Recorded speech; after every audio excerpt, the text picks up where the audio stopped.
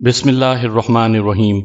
سامعین کرام، آپ سن رہے ہیں عمران سیریز کا اردو ناول بلو فلم، جس کے مصنف ہیں مظہر کلیم ایم اے، اور یہ اس سلسلے کی قسط نمبر 4 ہے۔ مجھے امید ہے آپ کو میری یہ کاوش بھی پسند آ رہی ہوگی۔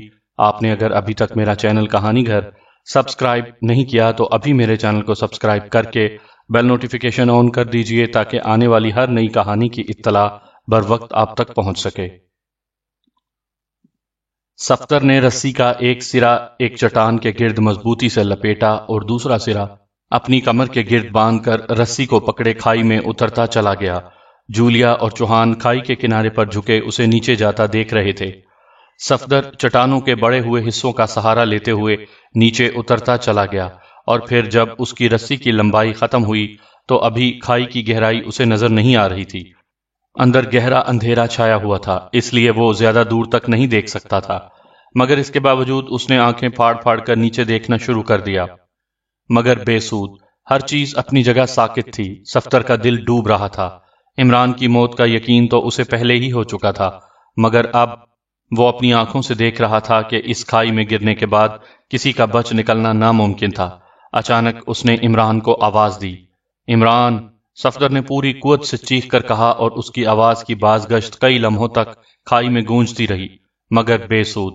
اسے سوائے اپنی آواز کے اور کوئی آواز سنائی نہ دی۔ اس نے ایک بار پھر آواز دینے کے لیے منہ کھولا ہی تھا کہ اچانک اس کے جسم کو ایک جھٹکا لگا۔ کھائی کے اوپر گولی چلنے کی آواز سنائی دی تھی، اور اس کے بعد ایک کان پھاڑ دھماکہ ہوا، اور صفدر چند لمحے تو بے حس و حرکت اپنی جگہ لٹکا رہا، مگر پھر اس نے رسی کے سہارے تیزی سے اوپر چڑھنا شروع کر دیا، اور پھر ابھی اس نے آدھا راستہ طے کیا تھا کہ اچانک اس کے کانوں میں ایک دل دہلا دینے والی چیخ سنائی دی، اور دوسرے لمحے ایک انسانی جسم ہوا میں اڑتا ہوا اس کی طرف آتا دکھائی دیا۔ لاشعوری طور پر صفدر نے ایک ہاتھ سے اسے سنبھالنے کی کوشش کی، مگر بے سود۔ وہ اس کے ہاتھ کی پہنچ سے دور تھا، اور پھر اس کے دیکھتے ہی دیکھتے وہ جسم گہرائی میں گر کر غائب ہو گیا۔ البتہ اس کی دردناک چیخ کی بازگشت کافی دیر تک سنائی دیتی رہی۔ پھر کھائی میں ایک غیر فطری سی خاموشی چھا گئی۔ صفدر کا دماغ چند لمحوں کے لیے سن ہو گیا، مگر دوسرے لمحے وہ چونک پڑا۔ کھائی کے اوپر سے اسے چوہان کی آواز سنائی دی۔ وہ اسے آواز دے رہا تھا، اور صفدر نے تیزی سے اوپر چڑھنا شروع کر دیا۔ اب تک اس کے ذہن میں یہی خدشہ تھا کہ گرنے والا کہیں چوہان نہ ہو، مگر چوہان کی آواز سن کر اس کی تمام حسیات جاگ پڑیں، اور پھر وہ تیزی سے کھائی کے منہ پر آ گیا۔ صفدر، جولیا شدید زخمی ہو گئی ہے، چوہان نے اس کے اوپر آتے ہی اس سے مخاطب ہو کر کہا۔ صفدر نے دیکھا تو جولیا ایک چٹان کے قریب لیٹی ہوئی تھی، اور اس کے بازو سے خون بہہ رہا تھا، جبکہ ہیلی کاپٹر کے پرزے فضا میں بکھرے ہوئے تھے۔ یہ ہوا کیسے، اور گرنے والا کون تھا؟ صفدر نے جولیا کی طرف بڑھتے ہوئے پوچھا۔ مجھے نہیں معلوم، ہم دونوں کھائی میں جھانک رہے تھے کہ اچانک جولیا اٹھی۔ اسی لمحے ایک دھماکہ ہوا، اور گولی جولیا کے بازو کو چیرتی چلی گئی۔ جولیا جھٹکا کھا کر نیچے گری، اور میں خود ایک چٹان کی آڑ میں ہو گیا، اور دوسرے لمحے ایک نوجوان اچھل کر ایک چٹان کے پیچھے سے نکلا، اور اس نے ہیلی کاپٹر پر بم مار دیا۔ ہیلی کاپٹر ایک دھماکے سے اڑ گیا۔ ہیلی کاپٹر کے تباہ ہونے سے میرے ذہن کو شدید جھٹکا لگا، اور میں نے سب احتیاطیں بالائے طاق رکھ کر نوجوان پر چھلانگ لگا دی، مگر وہ نوجوان بے حد پھرتیلا اور چست تھا۔ ہم دونوں لڑتے لڑتے اس کھائی کے کنارے پر آ گئے، اور اس نے مجھے کھائی میں گرانا چاہا، مگر عین آخری لمحے میرا داؤ چل گیا، اور حملہ آور کھائی میں گرتا چلا گیا۔ چوہان نے پوری تفصیل بتا دی۔ صفدر نے ایک طویل سانس لی۔ جولیا زیادہ خون نکل جانے سے بے ہوش ہو چکی تھی، چنانچہ صفدر نے جیب سے رومال نکال کر اس کے بازو پر باندھا، اور پھر اسے کندھے پر اٹھا لیا۔ آؤ چوہان، جلدی کرو، ہمیں جلد از جلد دانش منزل پہنچنا ہے، ورنہ جولیا کی حالت بگڑ بھی سکتی ہے، صفدر نے کہا۔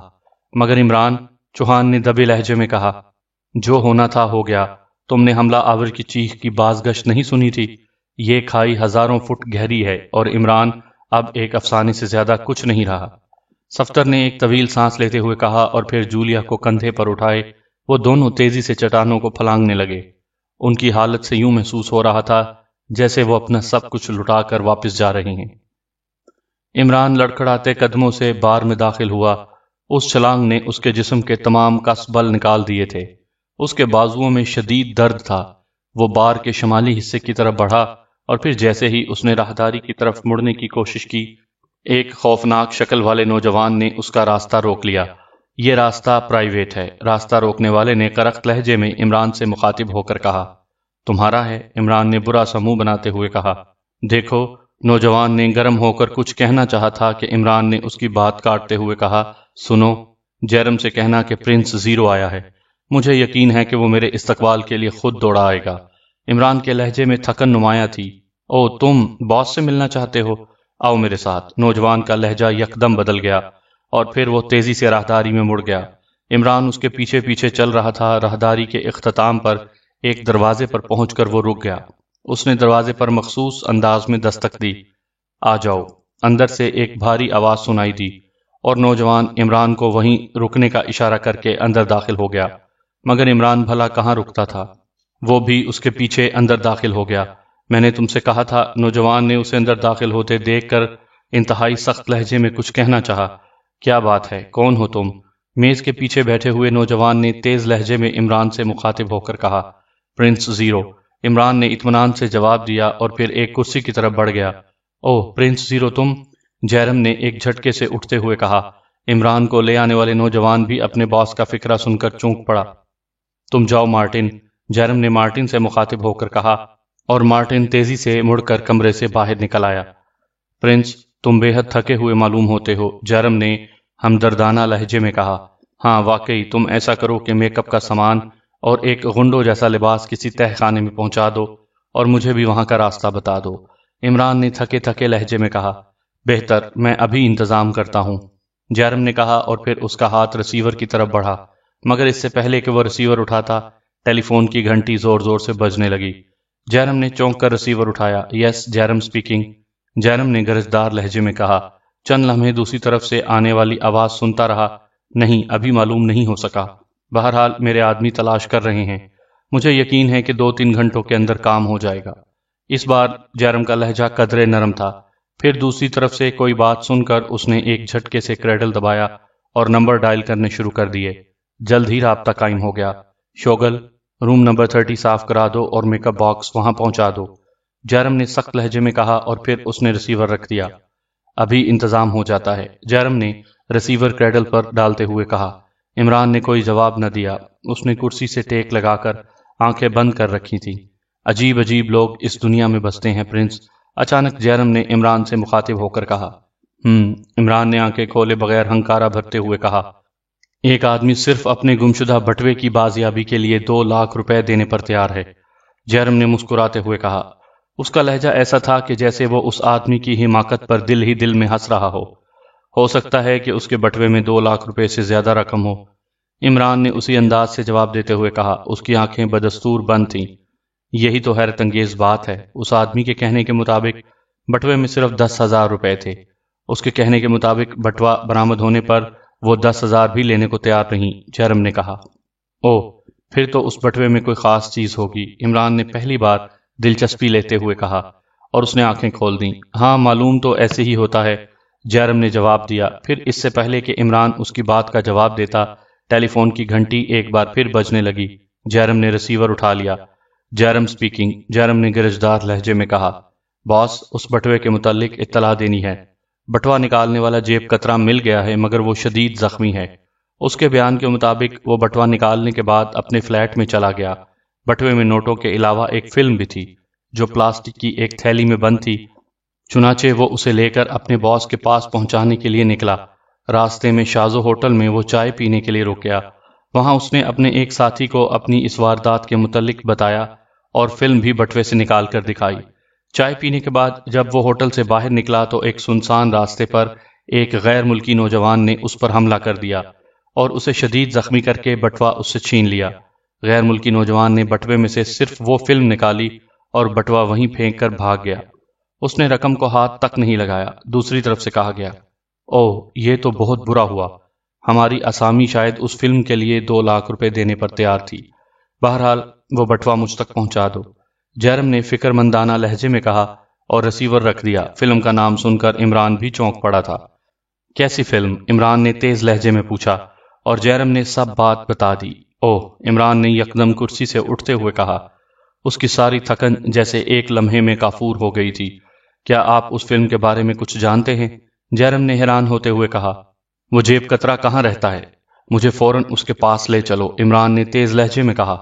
مجھے تو نہیں معلوم، بہرحال ابھی پتہ چل جاتا ہے، جیرم نے حیرت بھرے لہجے میں کہا اور تیزی سے رسیور اٹھا کر نمبر ڈائل کرنے لگا۔ رابطہ قائم ہوتے ہی اس نے مخاطب کو کوئی ہدایت کی اور پھر رسیور رکھ دیا۔ وہ آدمی جس نے اس جیب کترے کو تلاش کیا ہے ابھی یہاں پہنچ جاتا ہے، پھر ہم اس کے ساتھ چل پڑیں گے، جیرم نے کہا۔ میک اپ باکس اور کپڑے یہیں منگوا لو، میں اس دوران اپنا حلیہ تبدیل کر لوں، عمران نے جیرم سے کہا اور جیرم نے سر ہلا کر میز کے کنارے پر موجود بٹن دبا دیا۔ دوسرے لمحے دروازہ کھلا اور مارٹن اندر داخل ہوا۔ شوگم سے کہو کہ میک اپ باکس اور گنڈوں جیسا ایک لباس جو پرنس کے جسم پر فٹ آ جائے فوراً یہاں پہنچا دے، جیرم نے مارٹن سے کہا، اور مارٹن سر ہلاتا ہوا باہر چلا گیا۔ کیا اس فلم کی کوئی خاص اہمیت ہے؟ جیرم نے عمران سے مخاطب ہو کر پوچھا۔ اگر یہ وہی فلم ہے تو پھر یوں سمجھ لو کہ ہمارے ملک کا مستقبل اس فلم میں بند ہے، عمران نے جواب دیا۔ اوہ، جیرم نے کہا اور اس کے چہرے پر عجیب سے تاثرات پھیلتے چلے گئے۔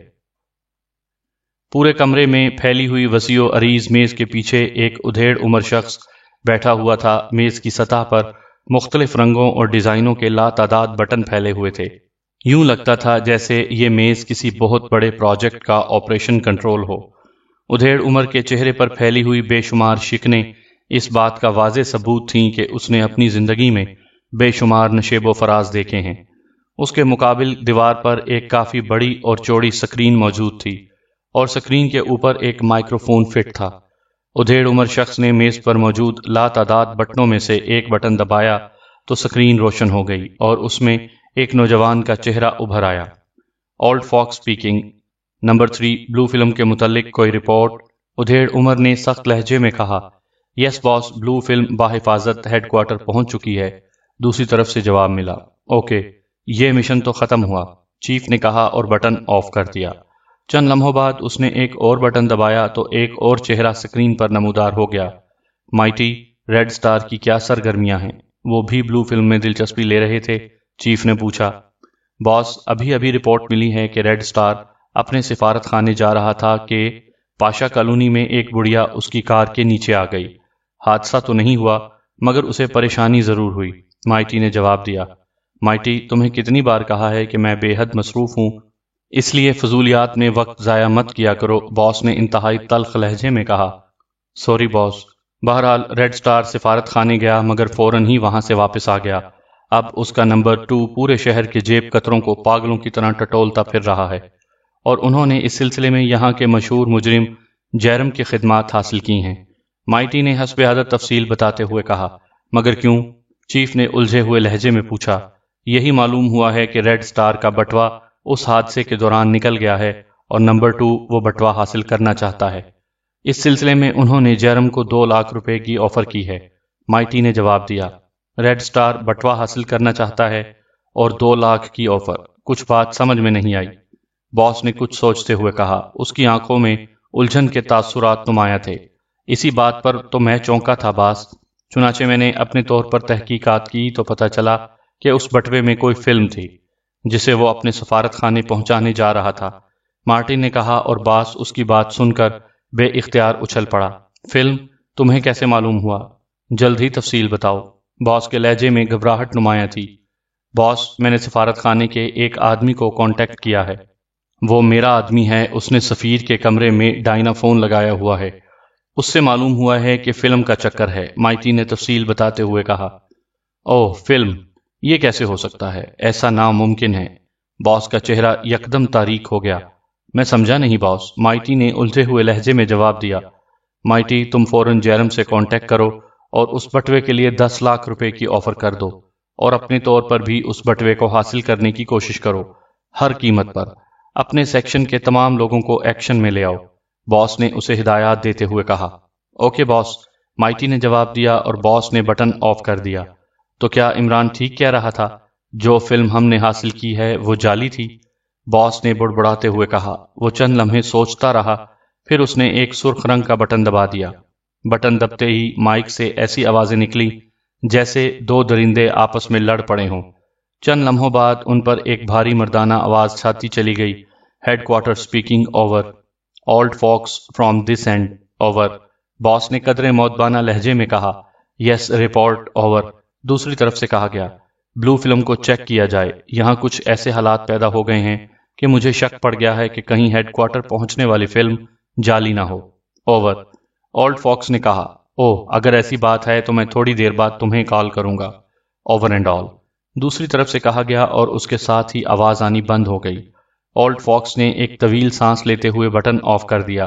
وہ چند لمحے بیٹھا کچھ سوچتا رہا اور پھر اس نے ایک اور بٹن دبایا تو سکرین پر ورنر کا چہرہ نمایاں ہو گیا۔ باس سپیکنگ اوور، اولڈ فاکس نے سخت لہجے میں کہا۔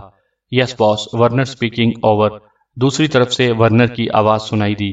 کیا رپورٹ ہے؟ اوور، اولڈ فاکس نے پوچھا۔ باس، جیرالڈ نے ہیلی کاپٹر تباہ کر دیا ہے، مگر اسے اس کھائی میں پھینک دیا گیا ہے جس میں عمران گرا تھا۔ اوور، ورنر نے تفصیل بتاتے ہوئے کہا۔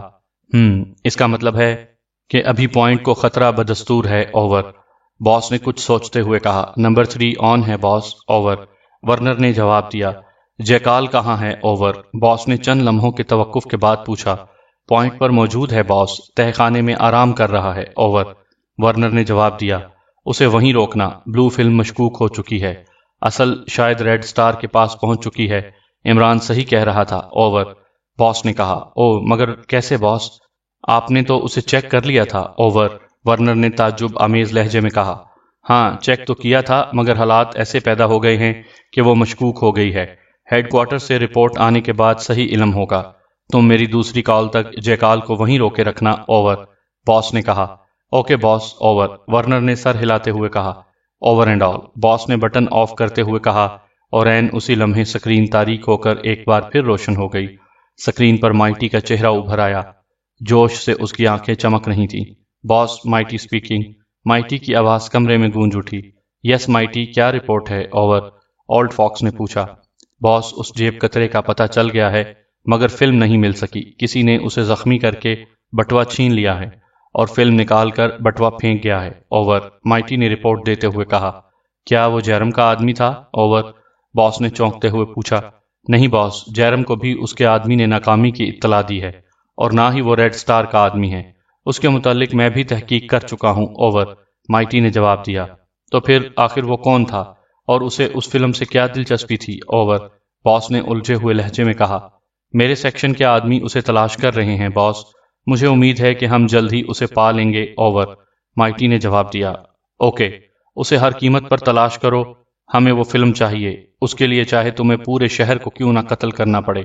اوور، باس نے کہا۔ ٹھیک ہے باس، آپ بے فکر رہیں، ایسا ہی ہوگا۔ اوور، مائٹی نے مطمئن لہجے میں جواب دیا اور اس کے ساتھ ہی سکرین تاریک ہو گئی۔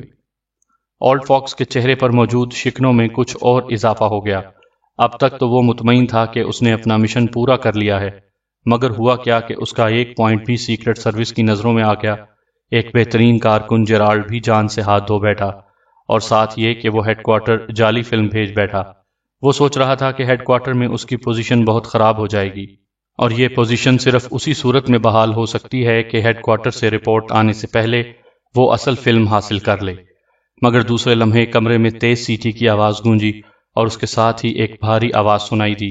Headquarter calling old fox. Over, اور اولڈ فاکس نے پھرتی سے ایک بٹن دبا کر کہا۔ Yes old fox speaking. Over, old fox, film جعلی ہے۔ اوور، دوسری طرف سے کہا گیا اور اولڈ فاکس کو ایک لمحے کے لیے یوں محسوس ہوا جیسے اس کے بدن کا تمام خون نچڑ گیا ہو، مگر جلد ہی اس نے اپنے آپ کو سنبھالتے ہوئے کہا، مجھے پہلے ہی شک پڑ گیا تھا، بہرحال میرے آدمی اصل بلو فلم کے پیچھے لگے ہوئے ہیں، جلد ہی اسے مہیا کر لیا جائے گا۔ اوور، اولڈ فاکس تیز لہجے میں بولتا چلا گیا۔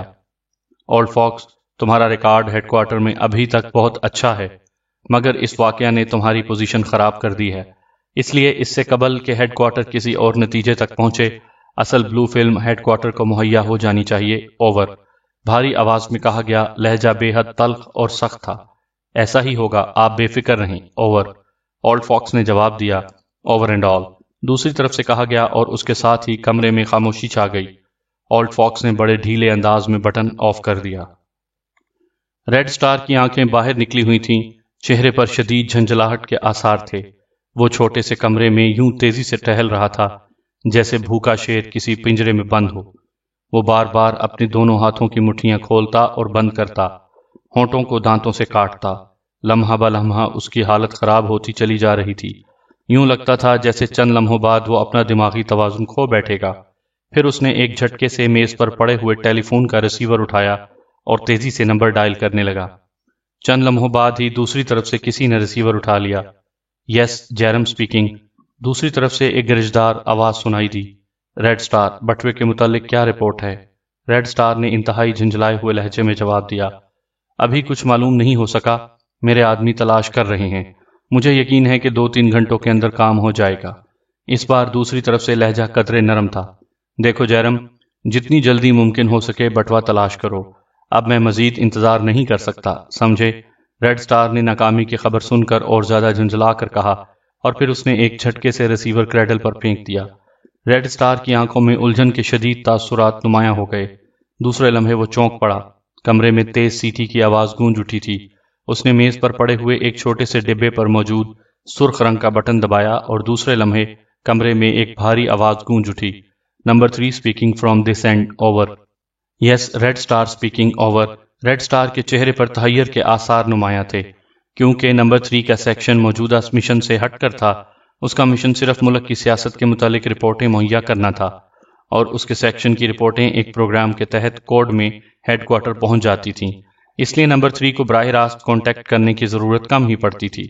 باس، میرے سیکشن کے ایک آدمی کو ایک جیب کترے سے ایک فلم ملی ہے جو پلاسٹک کی ایک تھیلی میں بند تھی، اور جیب کترے کے بیان کے مطابق اس نے پاشا کالونی کے قریب وہ بٹوا نکالا ہے۔ اس کے بیان کردہ حلیے کے مطابق وہ آپ ہی نظر آتے ہیں۔ چنانچہ حفظ ما تقدم کے طور پر میرے آدمی نے وہ فلم اس جیب کترے سے چھین لی ہے، اور اب وہ فلم میرے پاس موجود ہے۔ میں نے فون اس لیے کیا تھا کہ تاکہ معلوم کر سکوں کہ کیا واقعی یہ معاملہ آپ سے متعلق ہے یا نہیں، اوور۔ نمبر 3 نے تفصیل بتاتے ہوئے کہا، اور جب وہ تفصیل بتا رہا تھا تو ریڈ سٹار کے چہرے سے یوں معلوم ہو رہا تھا جیسے وہ ابھی اس ڈبے کو اٹھا کر پھینک دے گا، کیونکہ وہ چاہتا تھا کہ ایک لمحہ بھی ضائع نہ ہو۔ مگر نمبر 3 تفصیل کے چکر میں پڑا ہوا تھا، اور مجبوری یہ تھی کہ جب تک وہ اپنی بات ختم کر کے اوور نہ کہتا، ریڈ سٹار بات نہ کر سکتا تھا، اس لیے اسے مجبوراً خاموش رہنا پڑا۔ نمبر 3، وہ فلم اپنے پاس حفاظت سے رکھو، میں خود تمہارے پاس آ رہا ہوں، over and all. Red Star نے تیز لہجے میں کہا، اور پھر بٹن آف کر کے رابطہ ختم کر دیا، اور پھر جھپٹ کر کمرے سے باہر نکل گیا۔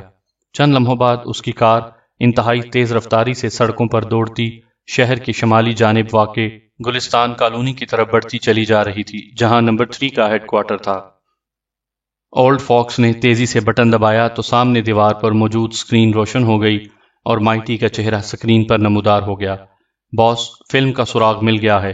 شازو ہوٹل میں اس جیب کترے نے اپنے ایک ساتھی کو فلم دکھائی، اور پھر باہر گلی میں ریڈ سٹار کے ایک آدمی نے وہ فلم اس سے زبردستی چھین لی، اور وہ فلم لے کر گلستان کالونی کی کوٹھی نمبر 112 میں چلا گیا۔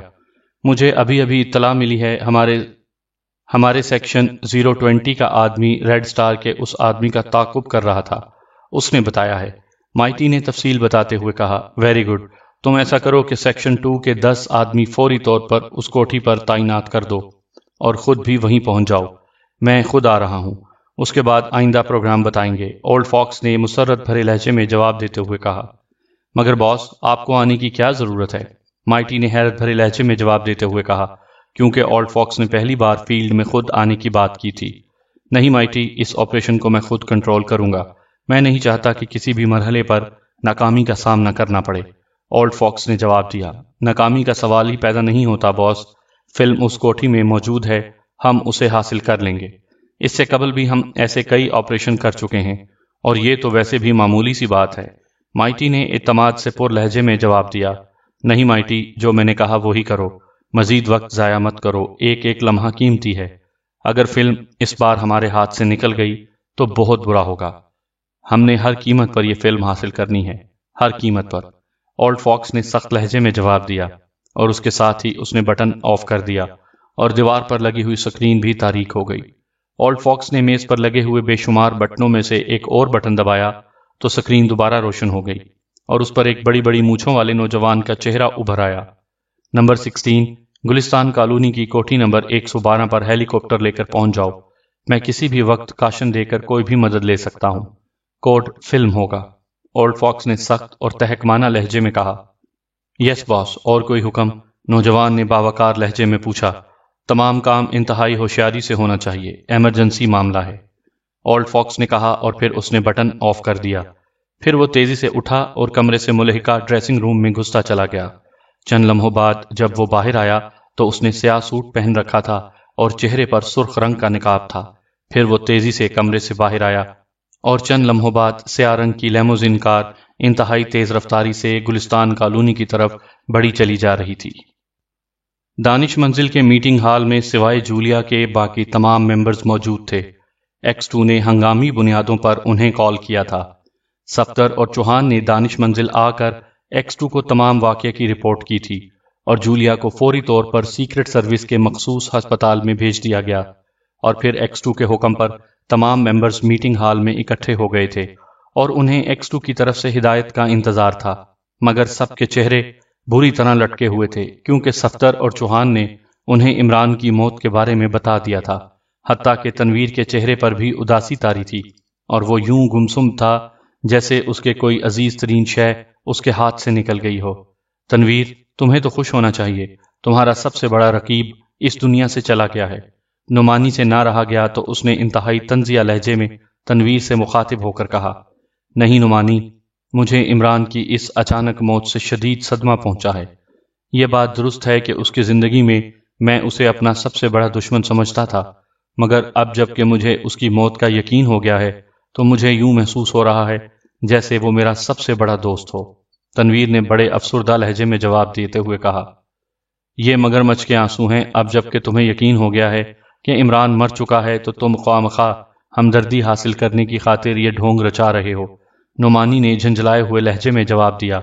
پھر اس سے پہلے کہ تنویر کوئی جواب دیتا، کمرے میں موجود ٹرانسمیٹر سے سیٹی کی تیز آواز ابھری اور وہ سب چونک کر سیدھے ہو گئے۔ Hello members, X2 speaking. ہم اس وقت انتہائی نازک دور سے گزر رہے ہیں۔ عمران کے متعلق تم سب سن چکے ہو۔ بہرحال یہ بات کا مسئلہ ہے، میں نے حکومت سے کہا ہے کہ وہ خصوصی ذرائع سے اس کھائی سے عمران کی لاش نکلوانے کا بندوبست کرے، مگر جس مسئلے کی خاطر آپ لوگوں کو میں نے بلایا ہے وہ بہت زیادہ سیریس ہے۔ X2 کی سپاٹ آواز کمرے میں گونجنے لگی۔ سب لوگ دم بخود بیٹھے تھے، مگر ان کے چہروں سے صاف محسوس ہو رہا تھا کہ عمران کی موت پر X2 کا جذبات سے عاری تبصرہ انہیں ناگوار گزرا ہے۔ ان کا خیال تھا کہ شاید X2 عمران کی موت پر کچھ جذباتی باتیں کرے گا، مگر اس کے لہجے میں وہی سانپ کا سرد مہری اور سپاٹ پن تھا۔ جذبات سے قطعی عاری لہجہ جیسے کوئی مشین بول رہی ہو، مگر وہ سب خاموش تھے کیونکہ دل میں چاہے وہ کچھ بھی سوچیں، زبان پر وہ کسی قسم کی شکایت نہیں لا سکتے تھے۔ ہاں تو ممبرز، میں جس مسئلے کا ذکر کر رہا ہوں وہ انتہائی اہم ہے۔ یوں سمجھیے کہ ہمارے ملک کے مستقبل کا انحصار اس مسئلے پر ہے۔ جیسا کہ آپ کو علم ہے کہ ہماری حکومت ایٹمی ٹیکنالوجی کے حصول کے لیے دن رات کوششیں کر رہی ہے تاکہ اس ملک کو ترقی یافتہ اور طاقتور ملکوں کی شانہ بشانہ لایا جا سکے، مگر انتہائی بڑی طاقتیں اپنے اپنے مفادات کی خاطر ایسا نہیں چاہتی۔ چنانچہ ہماری حکومت نے ایک دوست ملک سے اس مسئلے پر امداد کی درخواست کی اور اس دوست ملک نے ہماری یہ درخواست منظور کر لی۔ چنانچہ ایٹمی ٹیکنالوجی کا اصل فارمولہ ہمیں مہیا کیا جانے کا فیصلہ کر لیا گیا۔ یہ فارمولہ ایک چھوٹی سی فلم میں بند ہے جسے بلو فلم کا نام دیا گیا ہے، اور ہمارے دوست ملک کا ایک خصوصی نمائندہ یہ فلم لے کر ہمارے ملک پہنچ رہا تھا۔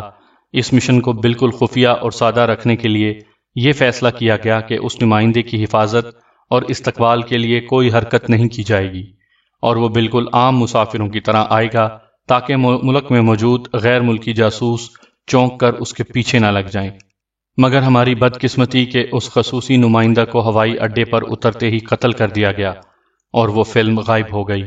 اس سلسلے میں ایک غیر ملکی جاسوس جیکال کو گرفتار کر لیا گیا اور اس سے پوچھ گچھ کی گئی، مگر وہ فلم نہ ملی، چنانچہ اسے سینٹرل جیل بھیج دیا گیا۔ عمران بھی ایک ملزم کے روپ میں جیل پہنچ گیا تاکہ معلوم کیا جا سکے کہ جیکال نے وہ فلم کہاں چھپائی ہے، مگر عمران اور جیکال کو اغوا کر لیا گیا۔ ہماری ٹیم نے اس کا تعاقب کیا اور ان کا ایک اڈا ہماری نظروں میں آ گیا۔ ہمیں یقین تھا کہ عمران جب باہر آئے گا تو اس راز کی ٹو لے کر آئے گا، مگر ہماری بدقسمتی کہ عمران باہر آنے کے بعد حادثاتی طور پر ہلاک ہو گیا۔ اس طرح وہ راز اس کے دل میں ہی رہ گیا اور ہم وہیں پہنچ گئے جہاں سے چلے تھے۔ اس وقت پوزیشن یہ ہے کہ وہ فلم غائب ہے۔ ایک اطلاع ہمیں ملی ہے کہ روسیائی سفارت خانے کے سفیر کے پاس وہ فلم پہنچ رہی ہے، چنانچہ ہم نے اسے حاصل کرنے کے انتظامات کیے، مگر وہ فلم روسیائی سفارت خانے پہنچنے سے پہلے ہی غائب ہو گئی اور ہم ایک بار پھر اندھیرے میں ٹامک ٹوئیاں مارتے رہ گئے۔ اب ہم نے فوری طور پر اس فلم کے حصول کے لیے کوئی لایا عمل تیار کرنا ہے۔ ہم یہ فلم دشمن جاسوسوں کے ہتھے چڑھنے سے پہلے حاصل کرنا چاہتے ہیں، مگر ٹھہریے، میں چند لمحوں بعد آپ سے دوبارہ بات کروں گا۔ X2 نے بولتے بولتے ایک لمحہ رک کر کہا اور اس کے ساتھ ہی ٹرانسمیٹر آف ہو گیا۔ وہ سب پریشانی سے ایک دوسرے کو دیکھنے لگے، کیونکہ X2 نے جس مسئلے کی وضاحت کی تھی وہ واقعی انتہائی اہم تھا اور اس سلسلے میں ابھی تک کوئی کلو نہیں مل سکا تھا۔ لے دے کے ایک عمران امید کی کرن رہ گیا تھا، مگر وہ کرن بھی موت کی تاریکی میں گم ہو چکی تھی۔ وہ سب خاموش بیٹھے X2 کی طرف سے مزید ہدایات کا انتظار کرنے لگے۔